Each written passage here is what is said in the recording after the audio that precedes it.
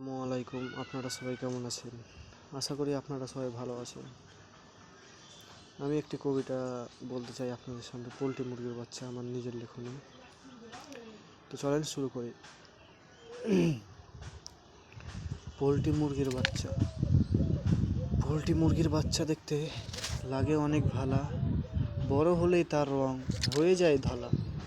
Poultry মুরগি বাচ্চাকে খেতে অনেক দিতে হয় ফিড, তাই বড় হয়ে ওজন বেড়ে হয়ে যায় আনফিট। পোলট্রি মুরগির বাচ্চা হাঁটে আস্তে আর আস্তে, তাই দেশি মুরগির মতো পাখনা মেলে উঠতে নাহি পারে।